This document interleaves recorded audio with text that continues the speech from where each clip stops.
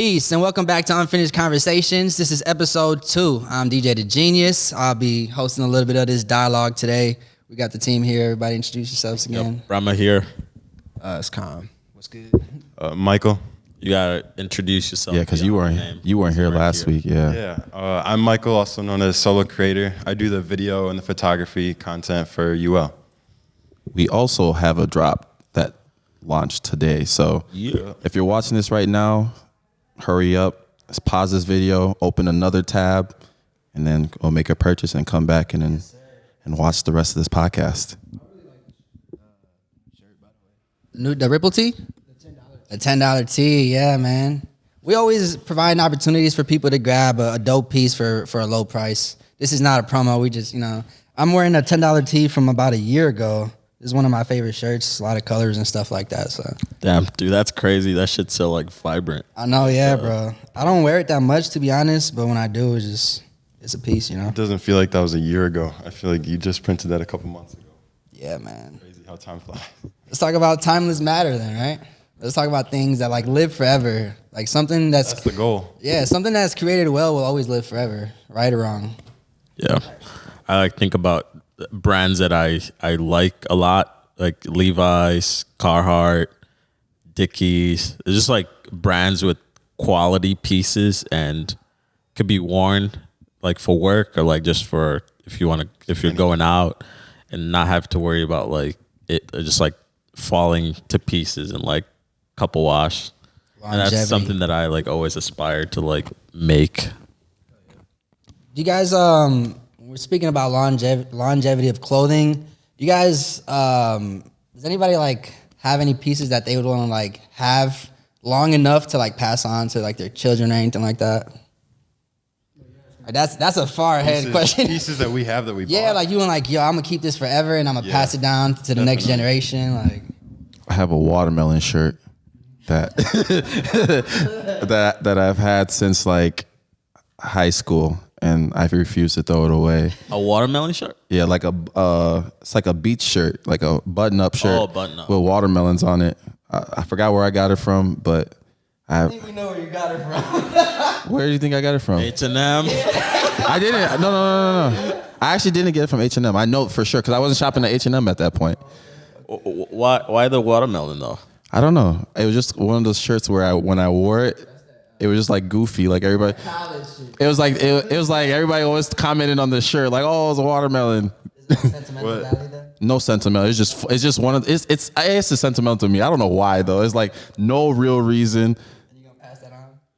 Yeah. What makes you want to pass it on? Yeah. What makes me want to pass it on? Yeah. I mean, my thought was never to pass it on, but he mentioned it just in the context of the question, what piece of clothing would you pass on? I just thought about that, and I think that actually be funny. And my future kid, if you're watching this, you're getting a watermelon shirt. No college tuition, nothing else, just a watermelon shirt. I know, Mike, you got a bunch of pieces. You collect a lot of different things. I looked through my closet and I don't think I have that many unfinished pieces. And then I looked through your closet and you had damn near every single piece you've ever made. Yeah, bro. I have a separate hanger for just everything that I make, that we make. I definitely, it's all special to me for sure. It's kind of the same for me. I have a UL section in my closet. Bro, yes. Then I have 10 other tees that are just random graphic tees I like. Then I have maybe 7 vintage tees that I really like. I feel something I want to bring up too is related to this. Something that's more uncommon than I thought is people that can remember every single piece that they have. Because I feel because the way that I treat clothing, I feel I could tell you every single hoodie and t-shirt that I have that I really, really like. Oh, it's a timeline. Yeah, I could tell you when I got them, why I got them, my reasoning. I feel that's kind of rare for people, even in the clothing that like clothing. I don't know. Yeah, man, consuming clothing is something that happens daily. People wear clothes every day. You know what I'm saying? Forget what they have and just have it stuffed in Jordan. Not I don't have that, but it's just stuff that's special to me. That happens for me when I buy fast fashion pieces. Exactly. Pieces that I'm oh, it's a one-time wear. Then I'll just it's not even that I lost it. I mean, as far as passing clothing down, I got a Ralph Lauren peacoat that I never wear it, but I've seen you wear it before. No, that's not that one I got from H&M. That's a different. I got that one from H&M, but I got a Ralph Lauren Peacoat. I'll pass that one down for sure. Okay. Cause it's still fresh and shit too. So Oh yeah. As far as like, dude, every now and then, like I'll look at like older videos and I'll see myself wearing like a piece that I printed, and I'm just like, where the fuck is it? You know, like it's just like it's not in my closet. I can't find it. It's just so weird. Like I feel like I lose so many pieces. Either I don't know if people grab them or if I just lose a lot of pieces, and my only reference is just by videos. I feel like it's not even a bad thing too, because I know how you work too. It's good not to get like attached too much to one design or one thing and like be able to move on. I feel like you losing old pieces is like a sign. I mean, I think that see comes- that, yeah. but like, there's times where I'm just like, damn, I want to wear that, but I can't find Dude, but it. you're the artist. You can low key. Sometimes you can't recreate things. I there's- understand that. bro. You can't recreate, Yeah. bro, because it's like the emotion at the time, and like you just can't recreate that Yeah. time. Like Your videos everything are that like- was happening. Your videos are like your black book. You look Bro, at like- your videos and you're like, damn, I drew this piece. Like, you know what happened? Like, Dude, like when we did that scooter ride, Yeah. and we made I think like 20 t-shirts and I- gave them away. I don't even have one of those. I don't either. I was looking and I made a 1 of 1 that day, and I don't even know where that's at. I was like, whoa. I'll see somebody else wearing it. I was like, damn, the colors are still like so vibrant. Like I don't know how I didn't even think of like keeping one on the side. Like I'm not good at like archiving stuff. That's we gotta start important. archiving everything. we make. Time capsules, man. dope. But it says post-COVID events. What is that? What's that all about? Post-COVID events. Is that a topic we're gonna talk about? Is post-COVID events like concerts? Is that shit coming back? You think? They are coming back. they Summerfest is legit coming coming back. back? The formats of these things are changing. You gotta be though. vaccinated though, huh? Like I don't think so. that's the whack part. They're opening. Well, all right. So here in this warehouse for the last year, everybody had to wear a mask just to enter the building. There's a sign on all the doors, and they just took those off the doors. So yeah, that's I think Target doesn't even need them anymore. Target. See, Target slept on. The word around the world is that there's enough people who are vaccinated that they're gonna lift up the mask mandatory mask thing. So I think COVID definitely like earlier on. I mean, people are still like scared of it right now, but I think going to the public market, there was like a lot of people with no masks on. I mean, the only thing though, to me, like I feel like people need to be, I guess, responsible. I mean, either getting vaccinated or whatever. And if you're not vaccinated, like then don't. I don't know. There's just a risk there. Like I don't know. That's just how I feel about it. I feel like I just lost my train of thought. I was gonna say something.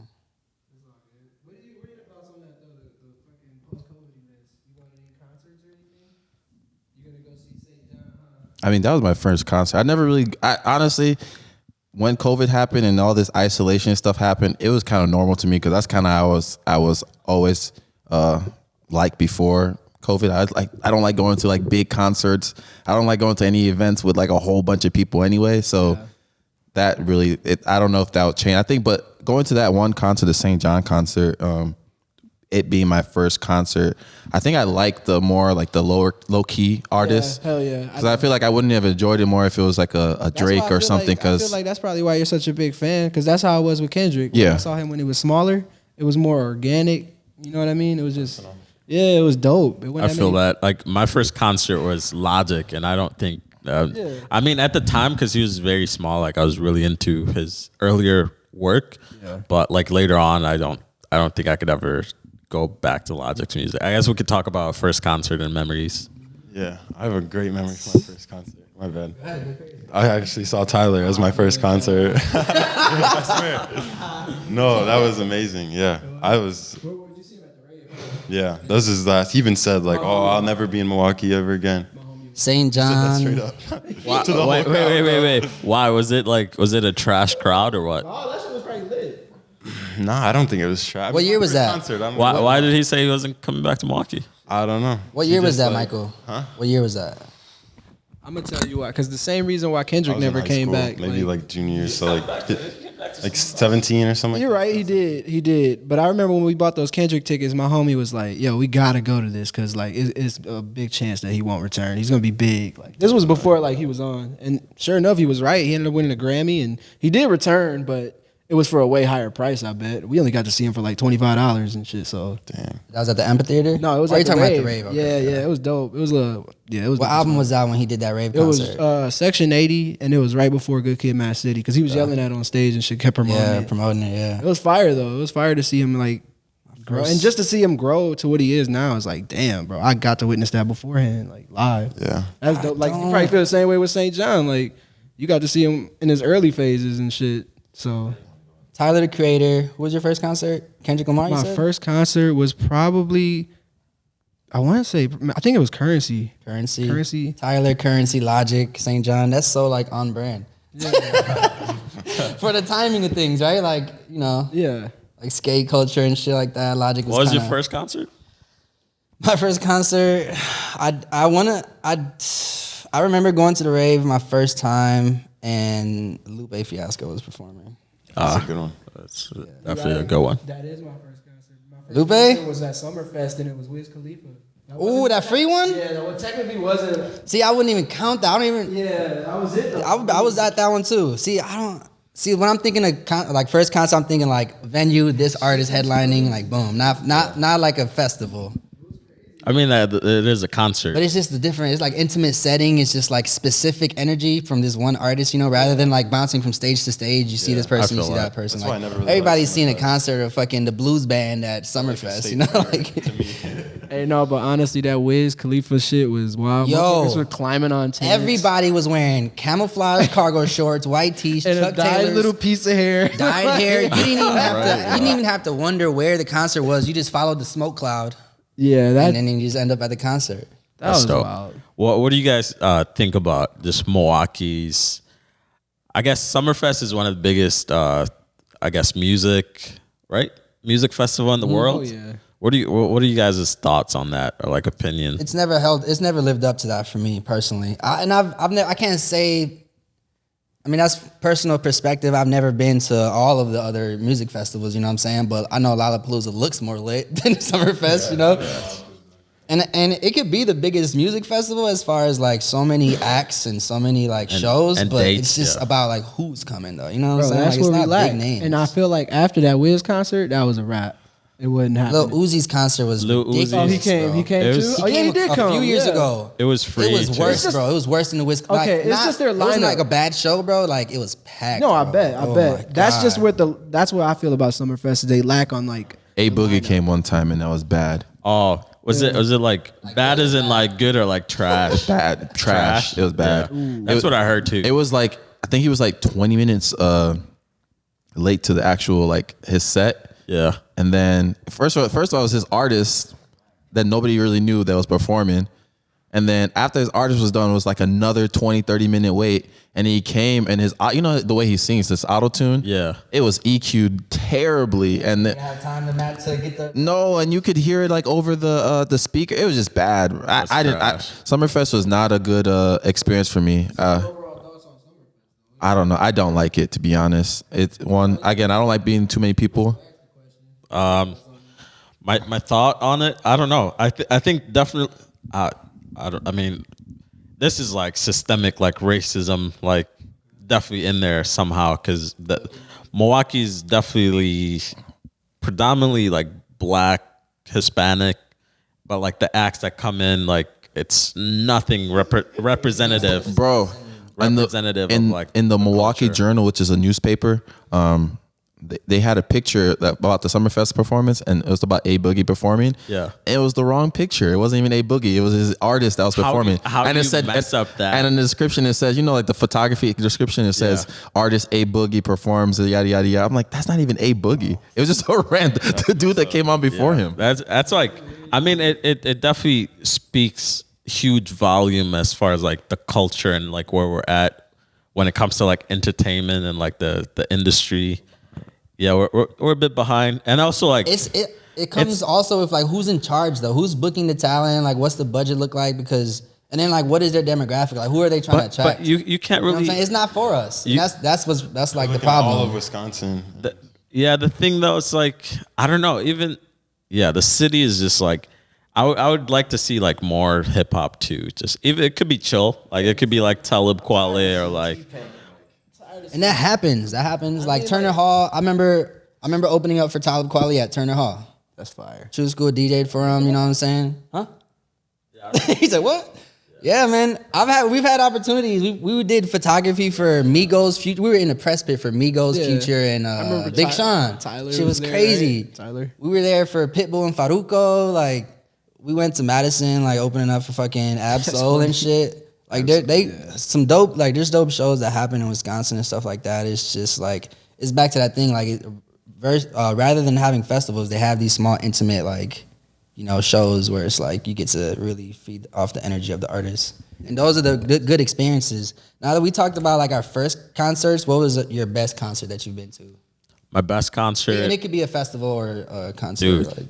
Like, Playboy Cardi. Both times, actually. Both times. The first time I went with you, and then the second time, I was in all the mosh pits. I fell and like fucking hit my fucking knees, dude. I have a video of that. Like after the concert, I just took my shirt off and like literally just rinsed it, and it was like just pouring. That shit was like crazy. I went to Travis Scott concert. I wasn't really a big fan. That was probably like one of my least favorite. I thought I was gonna like, because I watch a lot of like concert videos on YouTube, and like the energy is all like crazy. I think like especially when he was first coming out, and then like later on, I feel like he just treated Milwaukee like a small city, like not too much energy. Is that because of the event, like the arena show? Dude, I don't know, like because it's back to what Khan was talking about, like, you know, they get bigger and then it's kind of like, you know, a little more lenient in the energy on the stage. Yeah, like, probably. And then I was literally right in front with Tyler, and Sheck West went. He opened up, and then there was like an hour delay, like just wait. They didn't even have a DJ like spinning anything. It was just like silent, like just people on their phones. It was so weak. And then like I thought Virgil was supposed to DJ. And then he came out, and I don't know. I was expecting way more energy than he like put out. Yeah. He probably got there late, tired and shit. What was your favorite concert? Favorite? It was the first one was your favorite. God damn, let the man speak. I don't know if that. Let the man speak. I'm just playing. Go ahead.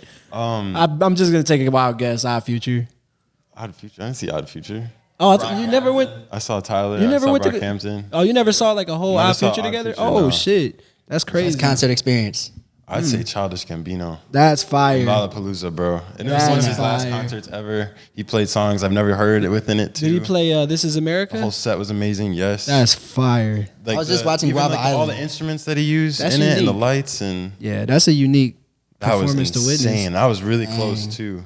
Because I feel Yeah, like he's just, nearing like, like hit you. That sounds like an experience. Hell I ain't yeah. gonna lie. Yeah, exactly that. My favorite concert was probably either the Kendrick, Currency, and then I saw Outkast too. And I was like, That's awesome. I was on shrooms. That's a good Kendrick one. the first or second time?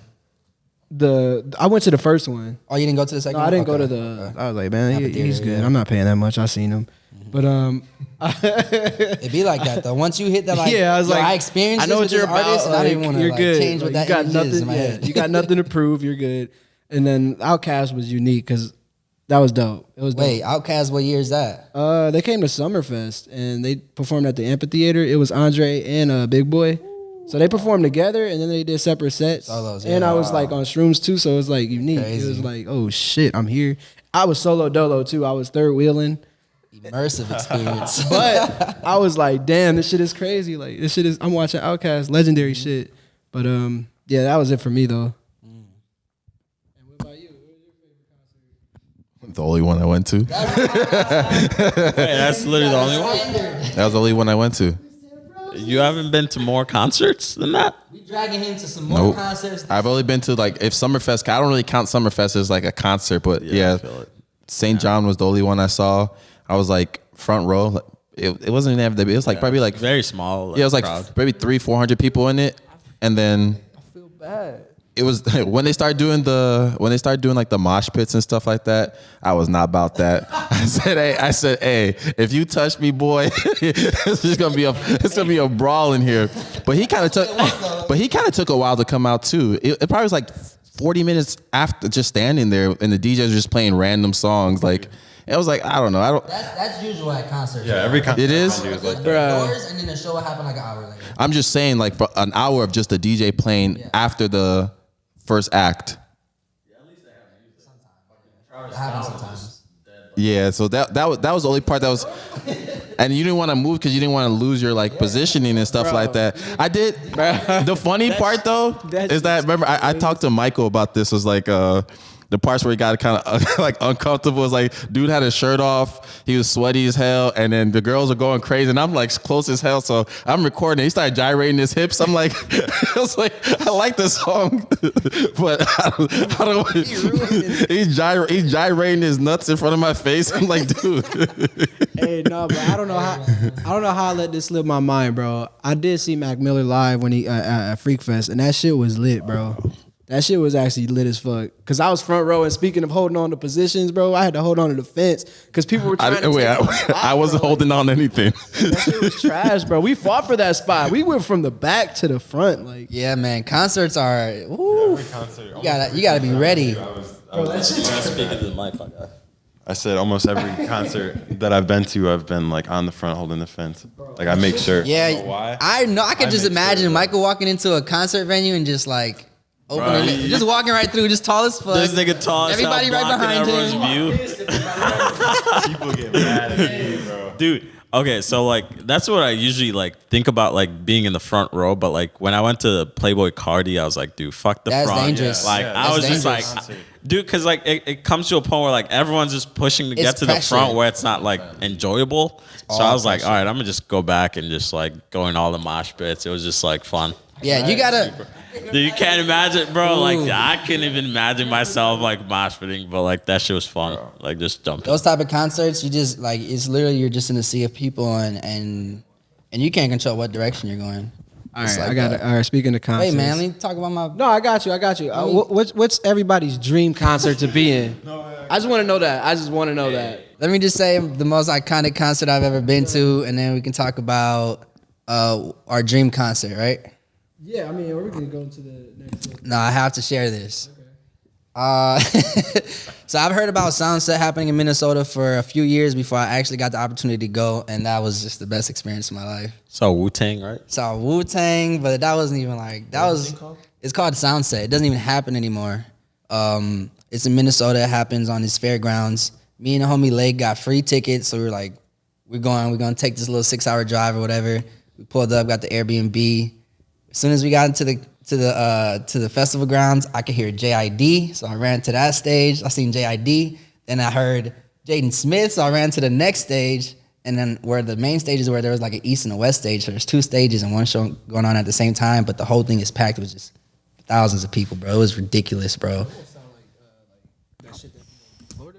In Florida, yeah, it was like a Rolling Loud, bro. But it's called Soundset, and they'd have escape ramps. You know, they have BMX stuff going on. They have like a car show and shit like that. But it was crazy, bro. JID, Jaden Smith, A Boogie with the Hoodie, Erykah Badu, Wu-Tang, Tyler the Creator, Logic, Migos. Dude, that shit was crazy. And that was just the main stage. The side stages were going crazy too. But like that was crazy. I seen everybody up to Tyler the Creator. I seen him come out. And then like I was done, dude. I didn't have no energy. All my water was gone. I was like, we gotta go, bro. What year was it? That was 2000 and It's like 3 years ago, right? 2018.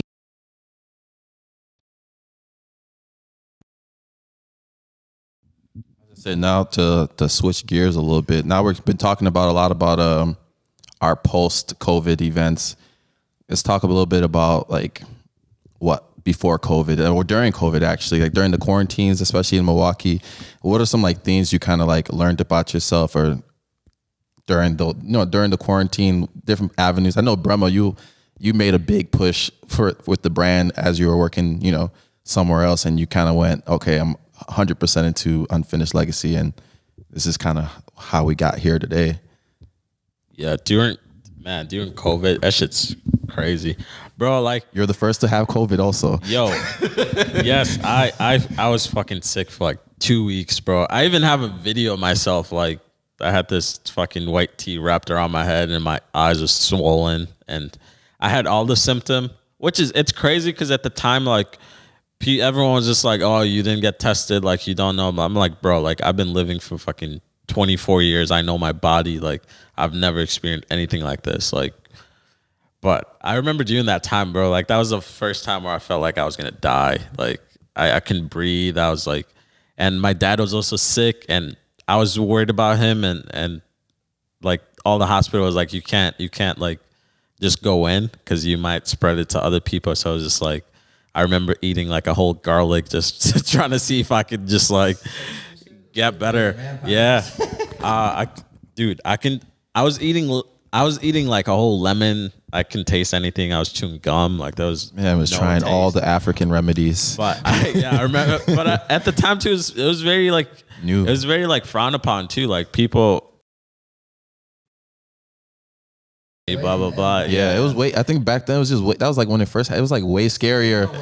Yeah, the stigma was very bad. COVID was disgusting. Like, I low key felt like I had my throat got sore like for a couple weeks, and I felt like shit. Like, I didn't want to be around people, and so many people were trying to help me, and I was just like, I felt like a nuisance. You know, I felt like Yeah, I didn't want to tell nobody I was sick. You know what I'm saying? And then I didn't want to ask anybody for help because it's like, yeah, even like, bro, even weeks later, like I was good. Like 2-3 weeks later, I was at the studio and like we all had masks and shit, and I was telling people like, oh yeah, I was very sick, and you could see right away like people just like scooting away and shit. Up, Shit was it was just crazy. I was like, damn, like this is how like I guess like I don't know, man. The media has so much power with like controlling how like people treat people, just like based off of like that experience alone. Like based it's on crazy. fear. Yeah, based on fear, yeah, definitely. And even like months later too, like it was just still very weird.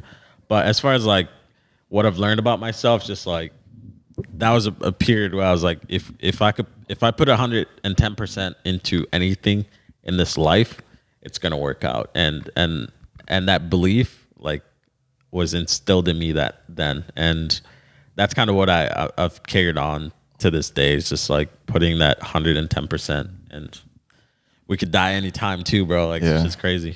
Yeah, for me it was just some of you guys, most of you guys, all you guys don't know, but I have my own marketing company too. And for me, it was just like I was just thankful I was in that online marketing space. Whereas like it kind of, to be honest, it kind of helped with some industries I was in, and kind of did bad with some industry. But overall, it was still kind of the same because now I think with COVID, a lot of people started shifting to that online space. Where it's like, okay, I just can't have a brick and mortar store alone. I have to, have products online where people can buy and stuff like that. I think that if there's any lesson in that, it's just like we're in a digital world and people are starting to shift that way. For you guys, was there anything creatively that, that kind of shifted for you? I mean, I learned a lot about myself, a lot of journaling, just taking better care of myself too. But yeah, it definitely let me know where we're headed in the world on that online space and shit. So I took initiative with that, and that's pretty much it though, to be honest. Yeah. Eugene?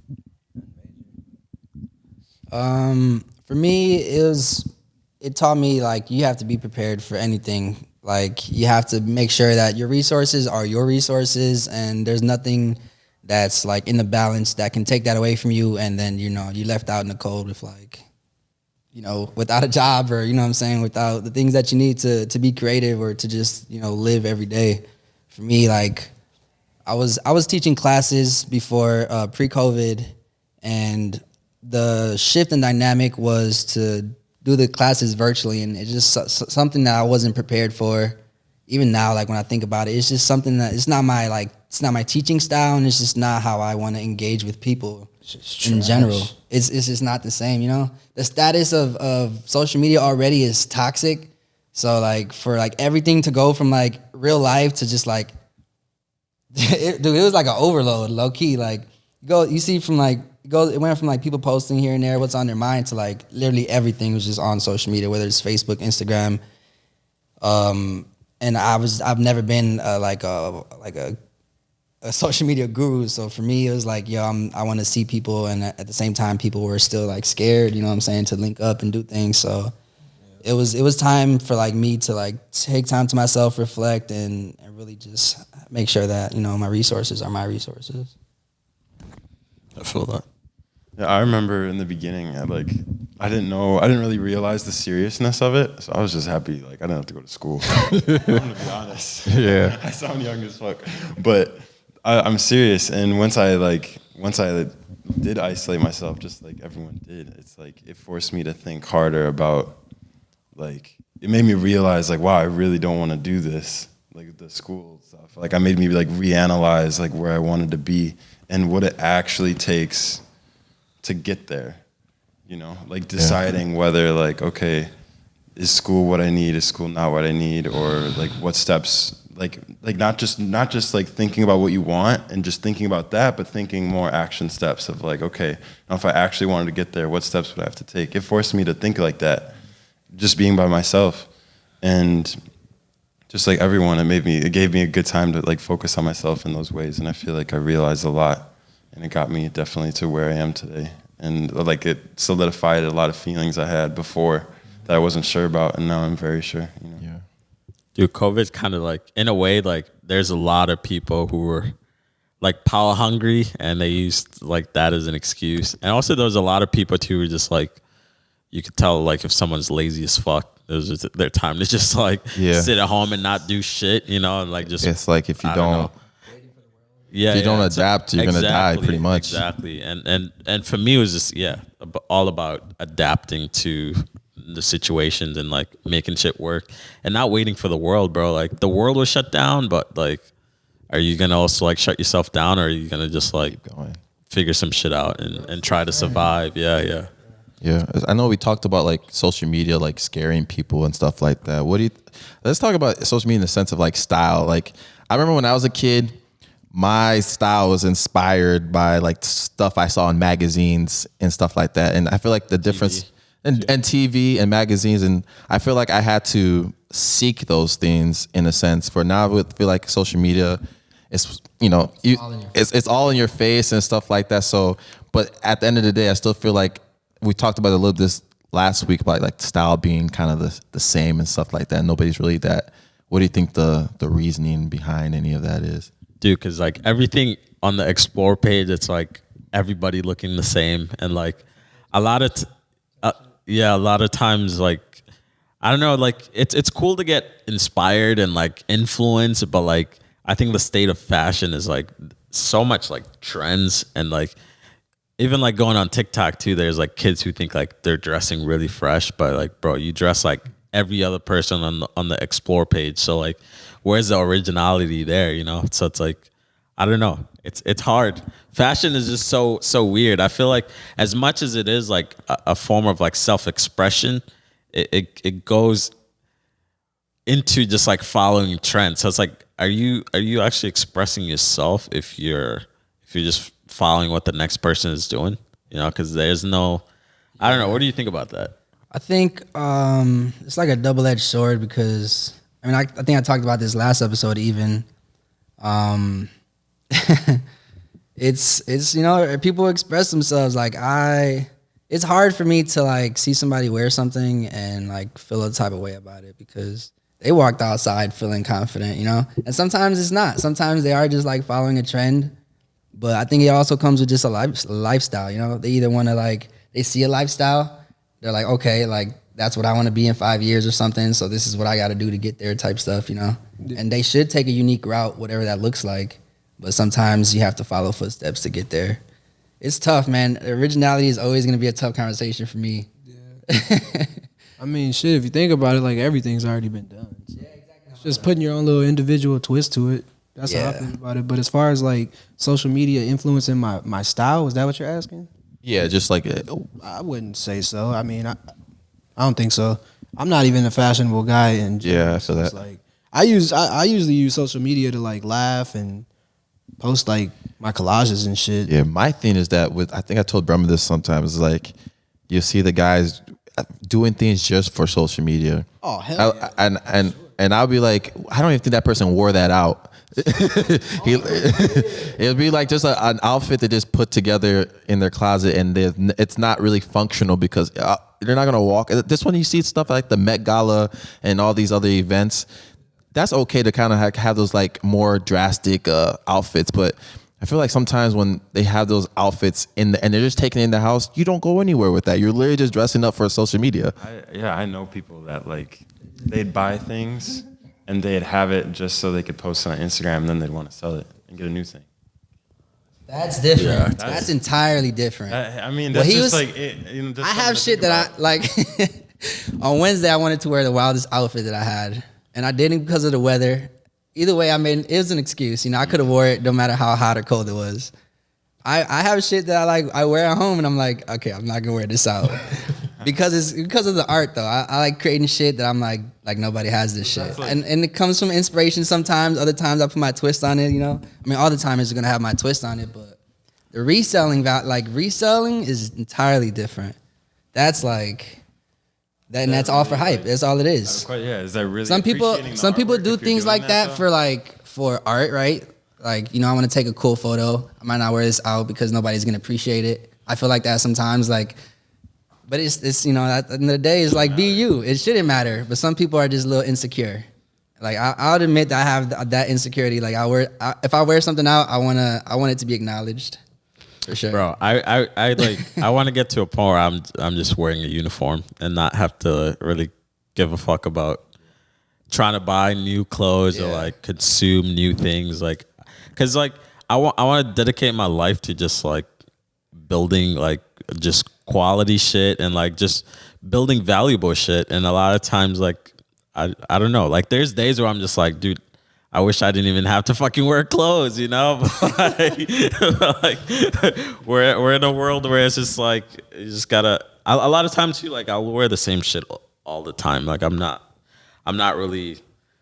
I don't really get insecure about like what I'm wearing or like how I'm dressed, like because that's not what's important to me. It's like supposed that. to fit your lifestyle, though. You know, like Oh, for sure. like I don't know. I've always been one to like I would buy nicer things, but I'd buy it to wear it and like to wear it out and to like I don't know, because like I don't know, keeping shoes clean is one thing. Comes with like a minimalistic. Yeah, mindset, like I wanna have quality things and I wanna use them like as much as I can. You know. All right. Well, what do you guys think about the whole workwear? I'm not sure if you talked about this like last week, but like, we did. Like people buy. I think there's like an admiration to just workers, like carpenters or like just people who are like very hands on and like their clothes are like very necessary, and like fashion now, like what people buy and like is it really necessary? Because like if you're not even buying quality, what's a point? Is it like because you're insecure inside, like you want to just buy clothes to like mask this part of you, and like a lot of times people buy like a piece, they'll wear it once and then wash it, and then the quality's down, especially like fast fashion shit. A lot of like trendy stuff with I don't know. There's so many stores. For some people too, I feel like it's just like whether they would admit it or not. Sometimes it's just an addiction. You know, An addiction to they just, buying. like, the consumption. They're just stuck in that consumption. You know what I mean? Because like these huge brands that like pump out stuff every week just to make you feel like you're down on the trends and you need it. Exactly. And that was that. Honestly, I think that was me, especially in my early stages of college, like end of high school. I always wanted new stuff. Like I would have clothes and. Like a hole that you're trying to fill. Yeah, I think it was just trying to be like that cool factor. And I think once I got more comfortable with who I am personally and had that confidence just in myself as a person, I feel like the clothes really I just like getting different stuff at time to time. But definitely in high school and like maybe freshman year of college, I was a consumer. I would want every clothing. I would want to look like the rappers, the athletes and stuff like that, or get everything they wear. It's like, I think with fashion, a lot of it has to do with like your confidence and in how you perceive yourself. Yeah, it's definitely like confidence. I think it starts with the self too. Like if you know yourself, and which to me like you say you're not a fashionable guy, which is I mean kind of true. But like you are very confident though. Like you're confident in yourself. Like you don't give a fuck. Like you'd show up like the way you're dressing anywhere, you know, and that's like. And that's respectable. Like, and I think a lot of people like would buy shit just because of like an occasion instead of just like showing up as themselves. They just like I don't know. Yeah, you can speak up. Oh, there ain't really nothing to speak about. So you would wear that on a date? Nah, I wouldn't. I mean, I was joking, but a little bit. Talk about the yeah. mindset behind that though. Like, Yeah, I wear a hoodie, pants, just chill. like it's just not that serious. Yeah, like how you cozy. I just want to be comfortable in comfortable. what I'm wearing. You know. it's not about the. I mean, not it's about the- confidence, but it's Yeah, all that. It hurts to be fashionable. I don't believe in that shit. It's just it shouldn't. Like, nah. you shouldn't be like women put them heels on and the back of their heels all scratched up. Like somebody had some shoes on the other day and they hit their heels were like fucking up, like shit like that. Like, yeah, like I think it was some Vans or some shit. No. Yeah, I'm not like sweatsuits, shit like that.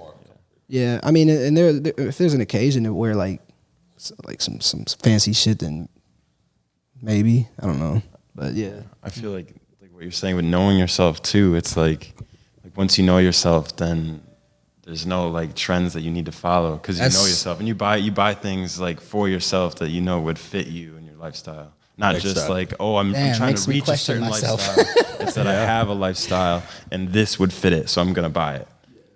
I'm not reaching for anything.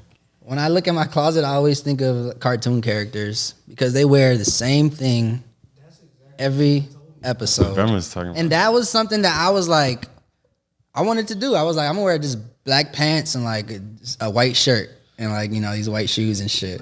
But in my head, I just can't. Like, I don't know. I wake up and I want to wear something different. You know, whether it's the weather, energy of the day, how I feel.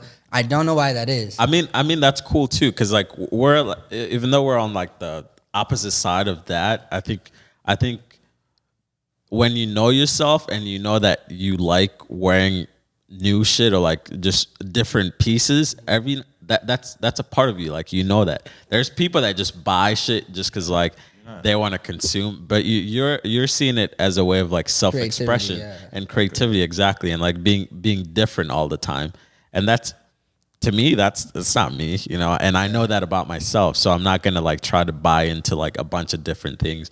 And you also create a lot of your pieces, which is cool. Like most people just buy and like consume, Yeah, and like man. you're like thrifting and like remaking shit, which is dope. That in itself is your lifestyle too. You know, Facts, what I mean? yeah, So I it's not can't, like like- it's not like you're chasing lifestyle and you need new things. Like, you're creative and you want to make new things, and it like shows in how you dress. Yeah. You know, you're not stuck in a circle of consumption where you just need the new thing. You're creative. You want to make new shit, and that's What's the status of socials? What is that? Is this conversation? Social media, yeah, we're having a conversation about that now. Just how social media affects people, how people utilize social media for their businesses or personal brands. What's another toxic thing about social media to y'all? I think toxic things about, dude, there's so much fucking toxic shit, bro. I think the one that I see like happening a lot is the exposure. Like people paying artists with exposure, and like just because you have a huge following, you have these like expectation, and you expect people to do shit for you for free and all of these different things, and using. Dude, this is kind of fucked up because like when you have a big following, you know people are suckers for that, and like and some people like abuse that, bro, and that shit is ridiculous to me. Like, there's people who've come up to me and like shaking and like just almost like not believing that I'm a real human being, and I'm like, bro, like I'm a fucking just a regular guy like you are. So don't try to like put me on a pedestal. But I could see how like someone with a huge following could use that to their advantage, and then like just abuse the shit out of it, you know? Those numbers, and like people think those numbers like mean something more than they exactly, bro. And like, and to see that like firsthand, bro, it's crazy. And that's one thing that I always try to tell like my creative friends, like, yo, you could reach out to that guy even if he has like 100K followers. Doesn't matter. Yeah. They're a human being, bro. Just talk to them like another human being, and they're gonna respond like you're another human being, you know. And There's just because no, like, just because you have that verified check doesn't mean that you're gonna be able to get all the resources. Like, nobody's gonna care about those numbers. Like, Exactly. we've had ambassadors for the like influencers / ambassadors for Unfinished Legacy who had hundreds, like just let's 117 talk followers. about that, man, dude. You know what I'm saying? Bro, like I this is like something I like just truly like fucking hate, man. Like I don't want to say hate, but like dislike heavily is when people have like a following and they think they could just get anything for free. and like without any talent, without any value, it's like, yo, like can you send me, yo, I really fuck with the brand, I really fuck with the vision, I got 100K followers, could you send me some free shit? Like, no, bro, like you're just like another person. Like I'm not gonna treat you differently than I treat someone with 10K followers or like 100 followers. The following does not fucking matter, you know, to me. Yeah, they don't follow the page and they don't really understand the brand, and that's the reason that they even reach out that way. And that shit is so, it's like, I don't know, man, it's so annoying. They just want clout. What about you? What's a toxic thing? wrong with the cloud? What's a toxic thing about social media to you? A toxic thing. I don't know. I was just thinking about what you were saying. Nah, he and how said big people- booties. That's what he said. I'm just joking. I did want to say before. We don't. Hey, no, but to me. Oh yeah, go ahead. Add to it. My bad. My bad. I was didn't going to add know. to what you were going to say before about just like how people treat people, and something that you like told, like we talked about before, is when you go up to someone new and you choose to put them on this pedestal, they have no choice but to look down at you when you do that. You know what I mean? Yeah. Like if like coming to Brema, if I were to like just look up at him like this, like, oh, you're the best, teach me everything. He has no choice but to look down on me, and that's my fault. Yeah. You know what I mean? I'm putting myself in that place. Yep. I know what you So mean. if you're talking, if like artists are communicating, like, I mean, especially if you're young, you gotta be like you gotta know yourself and be level with these people, you know? Because everyone's just human. You know, you can't like treat anyone different, like you're saying. Well, for me, it's the lack of realness. Like we talked about it. Like people only posting the good shit on social media, like knowing damn well you had a bad day, one of these days of the week. Like, and people don't post that. Like, Yeah. and that's whack as fuck to That me. makes things worse for people too. When all Yeah. they see is happy stuff, But like, honestly, they think like- the world is supposed to be like that when it's just not. Yeah, but honestly, I'm a victim to that too. Sometimes I'm insecure to post my bad shit too. But For sure. Yeah. so, but that's for me. For Less normalized. Yeah, for me, I just think it's about like the engagement of social media, like the likes, the like comments and stuff like that. supposed to take the likes off? They did. They actually, you can have a You feature. can take it off so if you want. on my one of my on my posts, I took some likes off of it just because I'm like, I like to just people just to see it. I don't care if I don't want people to judge it based on how many likes this got. If you see it, you like it. Don't judge it. Like sometimes because I see celebrities with like 1 million likes, and honestly, it discouraged me from even liking. I don't think I've ever liked a celebrity's post in my life, just because it's just like I see 1 million likes. I'm like, all right, I don't know. There's no. But even like on social media, like TikTok and all this other stuff, people leave like toxic comments, and the only reason they leave that stuff because they're incentivized to do that. If you say something like I see on the women's sports pages, they'll be like, "Oh, get in the kitchen," and people will like it, and once you like it, it'll get them to the top of the. It'll get them to the top of the comments. Top of the comments, So it's like you're incentivized. You can like comments. So I'm going to say the wildest shit on your post to get likes, and people come to my page. So it's like it's toxic. Super toxic. Yeah. Dude, I think it really takes a really, really strong mental to not to be in that game of social media. Yeah. Because it's all fucked up. Like the way we see value. Why are likes why are likes supposed to be like a valuable like gesture? You know, like Yeah. why do we let that get to us?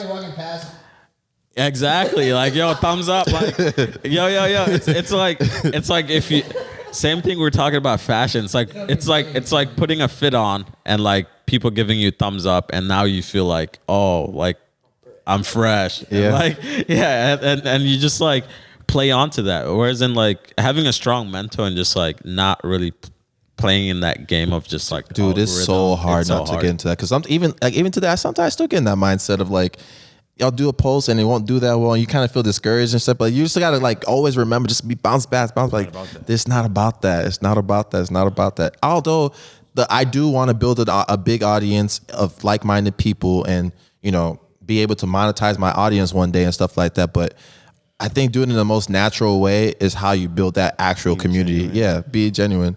All right, yo, it's June. It's not even and as controversial. you guys know, it's Pride Month. I just wanted to address something about Pride Month that I've kind of seen on social media. It's like big companies trying to profit off of this movement, and this happens like a lot actually. Same with I I feel like any movement that happens, companies try to just like capitalize off it. What are you guys' thought on that? I think it is pandering in a sense of especially like companies with deep root that they've already been discriminated against the people of that community, and then all of a sudden it's like, oh, we support you. It's like the support's fake. They saw it's just like it's safe now to support the LGBTQTs.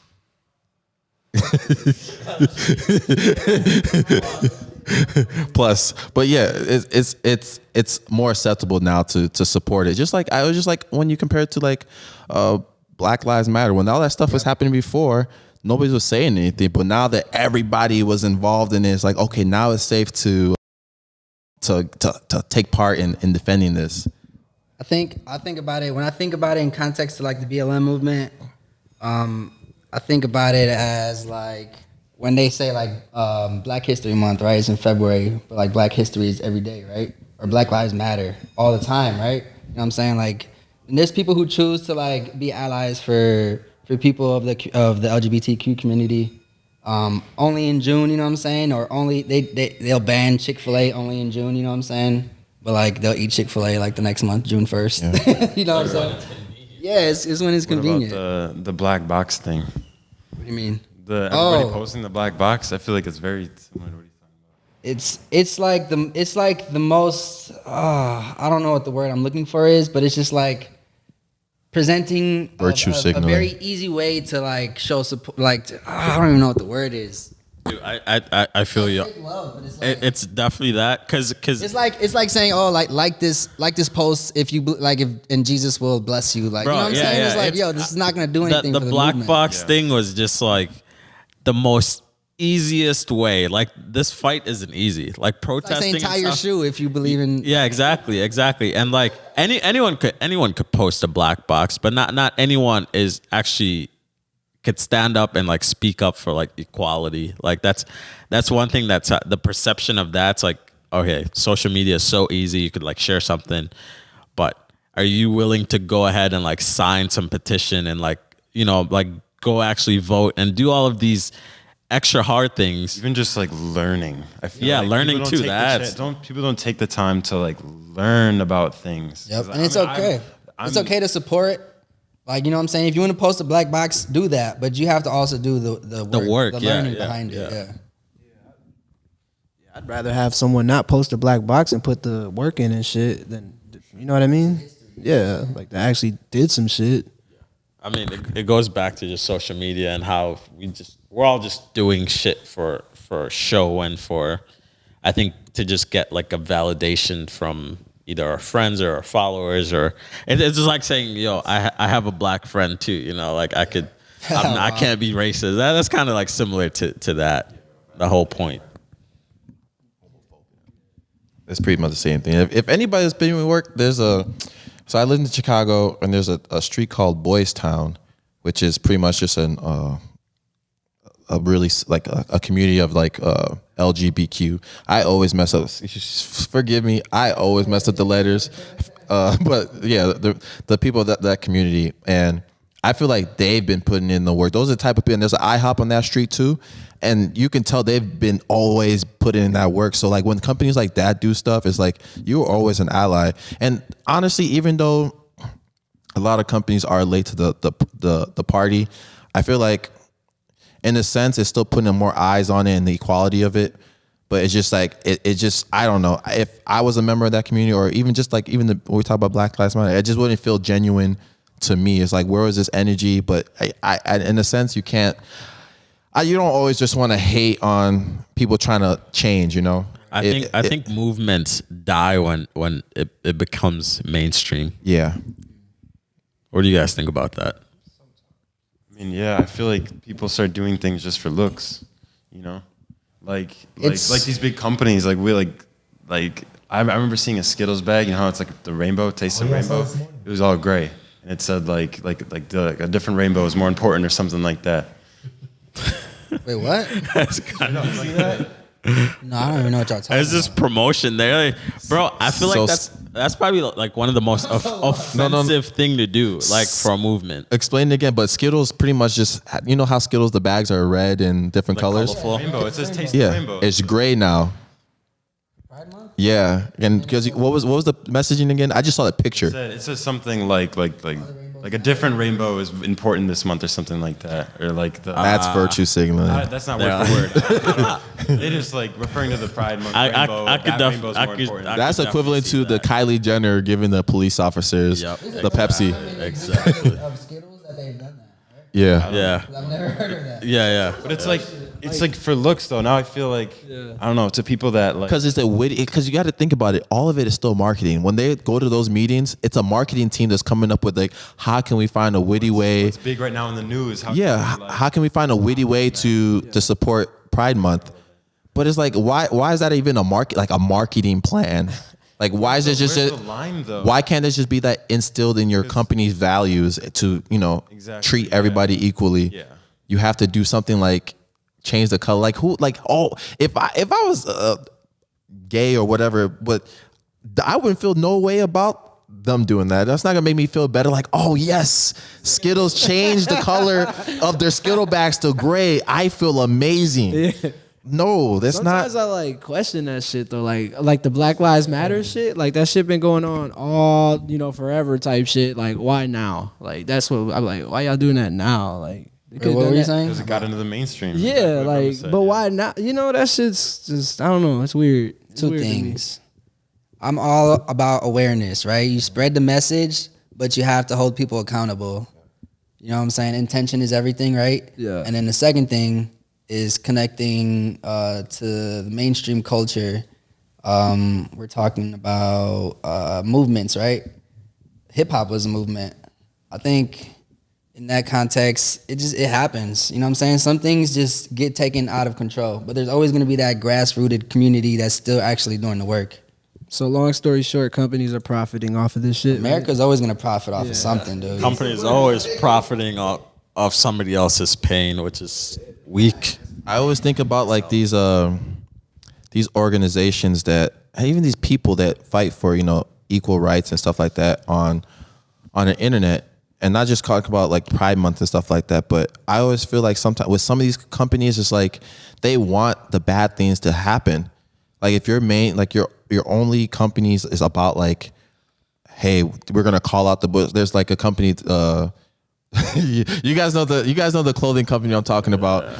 But He's talking about change. yeah, so Change is owned by a white dude who is in the background and is using people of color as the representation of his brand, which is to me it comes back to that whole thing again. Like if you're not part of the community, don't use the community messaging or like struggle as a way to like profit, because a white guy can't be a savior for black people. yeah, and Like, even in a sense of just like when your clothing brand's messaging is that means you pretty much feel like that problem is never gonna yeah, I be mean, that's- solved. that's the because goal. then your business Dude.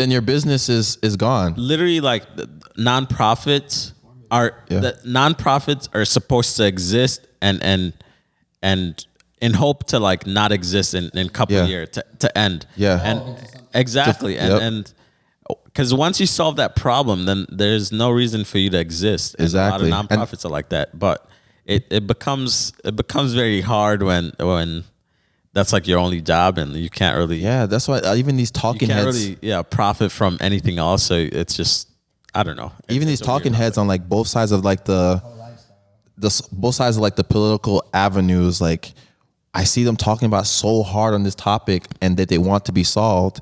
And I'm like, I don't think they want it to be solved, because if it doesn't get solved, they have nothing else to talk about. So I always like when you this is like going into like conspiracy theories. When you even think about like cancer, when you think about like cancer research and stuff like that, and how much money goes into that every year and stuff like that, and then it's like, what happens? Do these people that are getting billions of dollars every year for research and getting paid to do the research, do they want to stop doing, the research? Do they want to stop getting paid for that type of stuff? Dude, and I feel like Genuine people would. I don't know. I feel like I'd like to think. I would like to think You would. Rumble I would like to think want it that too. Bro, would you think like some diseases like there's like cure for it, but like these big pharmaceutical companies are just hiding it just so they could profit more off of Big just like, pharma is a problem. off of like people being sick and like wanting to use their medication. Dr. Sebi, bro. It was Dr. Who? Sebi, yeah. Yeah, like dude had the cure for fucking AIDS, bro. Like So they say. You believe that? hell yeah, bro. Like I don't believe it. To be I don't honest. believe it. I believe it. I personally don't Dude, believe talking about cure for like AIDS and shit. All right, so I was watching this documentary, right? it was on Vice. Something about wealthy people in Nigeria, I believe. But dude, there was this doctor, right? Oh my god, man, this shit. I was like mind boggled for like a couple of days. So he was selling this fucking miracle juice to like these like fucking bro to like these. Bro, the thing though too is like when you're poor and like you're really desperate, bro, like you're gonna do whatever. And like there's so many people that were buying it, and he was also like using like fake actors to like, oh yeah, I was like, I know what I you're had talking about. AIDS and like and I got cured off of, bro. He was literally mixing fucking, is it like petroleum and like something else, bro, and like some orange juice, bro, and yeah, and lemonade, and he was like, it was being packaged in this like box saying like, oh, this is like miracle juice, and people are just buying it, bro. And this nigga is a fucking millionaire, bro, in Africa, bro. Yeah. Did they? You said they acted like they were cured and shit. Yeah, I mean, it's like having people on your side, like, oh, yeah. bro. It was just a documentary, and That's crazy. there's no ending, and I wonder how like people. That's a big thing in Nigeria and Africa as a whole. Just third world country. Just people like, believing a lot of like, because there's a lot of people that believe in like witchcraft and stuff like that. So there's a lot of like natural remedies that people try to conjure up, and then it can be made of anything. Anybody can come out with snake oil and be like, oh, this is going to cure this and that. So that stuff is just super dangerous to me. And I haven't seen that Vice episode, but I've heard about exactly what you're talking about just through like my mom and stuff like that. I never thought about that, bro. That's like crazy. I was so sick, bro. Like listening to that and like seeing like, and I wonder how like if this is how some rich people like literally like take advantage of like poor people. People are using the last dollar in hope that they could cure their sickness. And Bro, that happens here, bro. Especially in the fitness industry. There's supplements. yeah. There's supplements that for people take sure. that don't do anything. sure. And I was victim of that too. I was taking BCAAs and all these other wild stuff. And then you do your research, like, oh, you could get this just by eating regular food. You could eat, like that. You don't have to consume. That's just back to our consumer mindset. Everybody feels like they need to consume everything to get to their end goal. It's like, just do the work, study what you're putting in your body, and everything's gonna be fine. dude, people like quick fixes. Yes. And I think that's the big problem. Like there was a point in my life where I just felt like anything that's fast is bad for us. Fast fucking clothes, fast food, just anything that's fast, even like fast transportation, bro. Like that shit's bad. Like Hey, it's there bad was for the a- environment. It's bad. It's just bad, bro. Yeah. And like, I don't know. It just kept coming back to that. It's like, I was trying to think of something that's fast, that's good for just the world, for the earth. Like, and I can't come up with any. Yeah, there was an episode of SpongeBob when he took his time on the burger, and the other dude was just whipping the burgers off fast. And the one little burger he took his time on was like the best burger ever and shit. Like, yeah, The boxing ring. that's like an analogy of what you're talking about. So, yeah, That shit's right. crazy. Yeah. Like fast information too, bro. Like, That's what we have right now is fast information. The smiley face with the pickles, and he tucked in the cheese. Social media is fast information right now. It's like, How much of that information is even real? yeah, people don't care as long as it's out fast. Like no one cares. There's already a new headline every 3 minutes. I'm so like I don't even know what's real or fake anymore because of social media. I don't know if they're acting anymore or if they're just staging shit.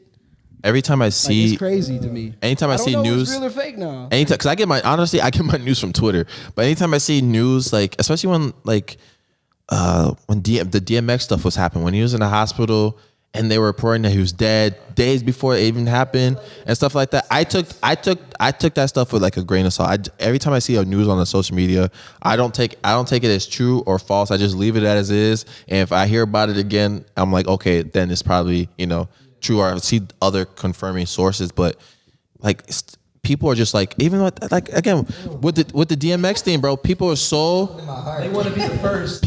yes, that's the thing. I think people are so like in competition to be first, so they'll report the wrong news, whether just in trying to be first. It's like, why do we have to be first? Just be right. Yo, I just want to say this, and this might be how we have to end the episode. With so much information out there, with social media being what it is, like, it's really important for everybody to know themselves and be themselves. Facts. Because that's the realest thing that you have is you. Yeah. And I think that's where we're gonna end it. Yeah. That's episode 2. Everyone can talk about that. Like what that means to them. Yeah, what does that mean to y'all? Dude, I just like got goosebumps just like thinking about that in my head. That's exactly why I made Solo Collective in the first place, because I felt that so strongly. I realized at a young age how, Shameless plug. Yeah, no, I'm sorry, no, but like, I was so passionate. I was so passionate about that in high school when I first realized that, going through what I went through, and coming up with something that was like more real and like pushed those ideas. Something I'm still working on is like that idea means a lot to me. Just getting to knowing yourself and focusing on yourself in ways like this, not being like caught in any type of like traps that social media has or consumption or anything like that. Having your own mind, very important. I think for me, the way I kind of learned myself was when I got fired from my job 2 years ago before I went full-time entrepreneur. It's like in that job, I knew who I was, I knew what I wanted to do, but I feel like I was safe. I was in a position of, I didn't want to take that leap of faith. I was like, I'm comfortable right now. I don't want to do that. And then when life happened, I know who I am. I know who I always was. I then just kind of like went with it. So for me, it was just, I think it was more situational things that happened that helped me discover like who I am as a person. I guess, yeah, that's same for me. Shit, just every day, bro. This shit is an endless process, bro. So Tell me about how you like, because I know you more than anyone, I know that focuses on themselves and bettering themselves by reading, by like meditating, all these things. Tell us something about that. Shit, it's good for me. That's literally it, bro. It helps me out a lot. It's good for me, so I do it.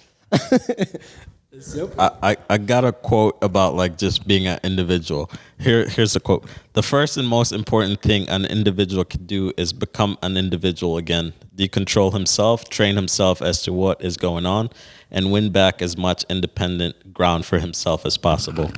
And like for me, that quote just like really, really like hits home, because I think we're like so caught up in like conforming with society and just like being seen as like part of like a society that's not even like accepting of who we are. And to me, I feel like I fuck with people who are like stick with their opinion even though they're wrong, than like conform because like everybody else is looking at them sideways. And that's like something that I aspire to be like someday, like just really being like true to me and like not conform for anybody. Yeah. I feel like we can end on that quote. Yeah, close us out, Gene. Yeah, so moral of the story is be yourself because you're all you got. That's the end of episode 2. Thank y'all for watching. See you guys next time. Peace. Listen on Spotify, YouTube. We're trying to get on Apple Podcasts, but we'll be on there soon. Thanks for tuning in. Unfinished Social Legacy media website live right now. Yeah, social media. Unfinishedlegacy.co is live. Go shop, support. Check out the brand. Tag Check out us. the Instagram. Hey, this is the thing that I know somebody listened to this end of this podcast. Use code POD20 for 20% off your order. Tight. Also, we got Instagram and TikTok, Unfinished Studio. We'll be everywhere. should put them on the